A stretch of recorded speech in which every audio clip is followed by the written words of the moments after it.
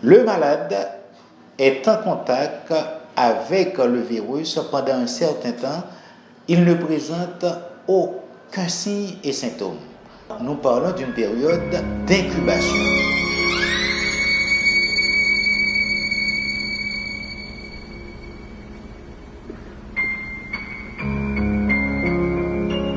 Et puis par la suite, après 24 à 48 heures, on va voir apparaître le plus souvent un mal de gauche.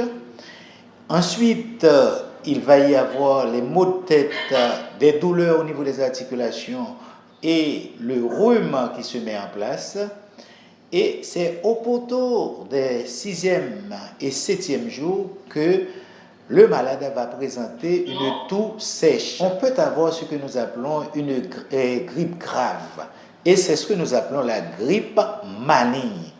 Et le plus souvent, cette grippe, en dehors des symptômes qui représentent ce que nous appelons le syndrome grippal, il va y avoir une pneumonie qui va s'associer en quelque sorte à ces symptômes-là. Et ça peut même aller jusqu'à un édème aigu du poumon.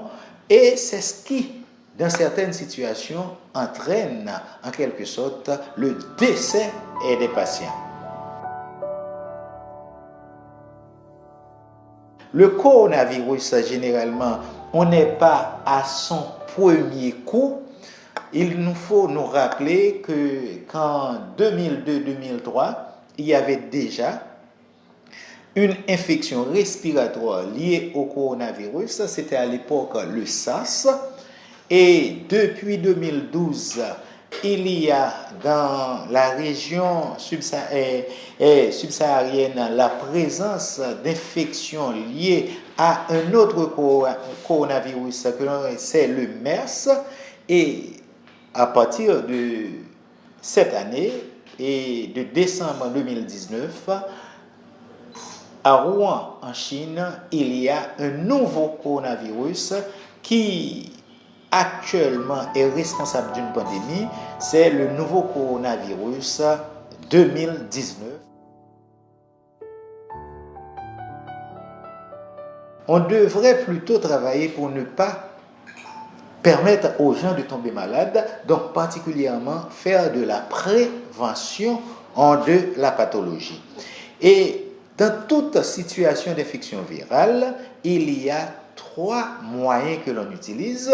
Il y a ce que nous appelons les mesures individuelles, il y a ce que nous appelons les mesures collectives et parfois, et dans la mesure où ça existe, on peut faire de la vaccination.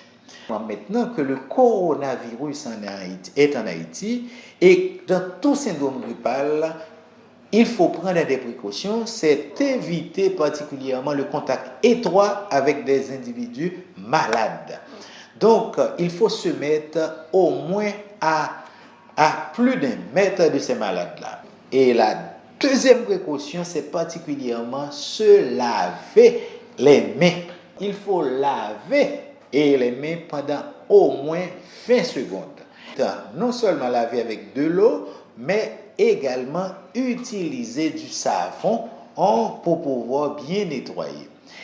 Il y a différents types de savon. Le meilleur d'entre tous, c'est le savon liquide qui détruit en quelque sorte le moins et le plus de virus possible. Si vous toussez ou si vous éternuez, mieux vaut le faire au niveau du coude. Mais quand on parle au niveau du coude, ce sont pour les gens qui ont un vêtement à manches longues. Parce qu'à partir de ce moment, les sécrétions vont être absorbées par le tissu.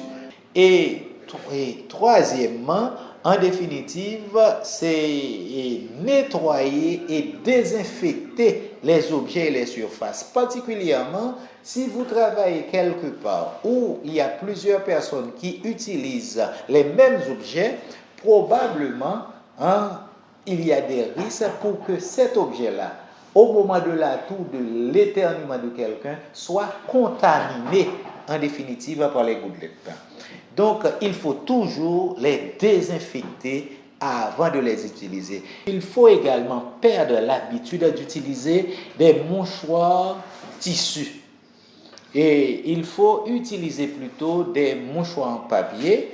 Et donc, et à partir de ce moment-là, une fois qu'on s'est mouché, eh bien, on va jeter ce papier-là dans une poubelle, mais une poubelle fermée.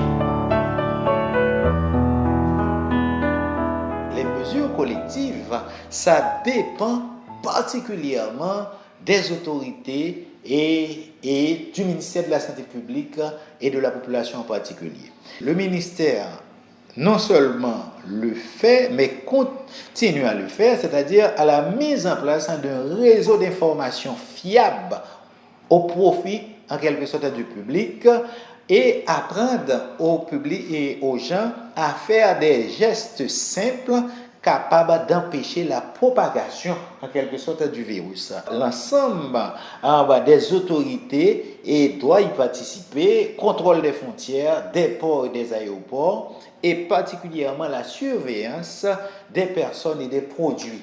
Donc, c'est très très important pour nous de savoir quel a été le parcours de quelqu'un qui revient de l'extérieur. Ensuite, il doit y avoir l'adaptation du service public suivant les besoins de la population. Avec une épidémie pareille, on ne peut pas se permettre que tout à chacun se dirige au premier site de soins. Parce que le risque, c'est que le premier contact, depuis le garçon jusqu'au médecin qui verra ce malade-là, tous ces gens-là risquent d'être contaminés.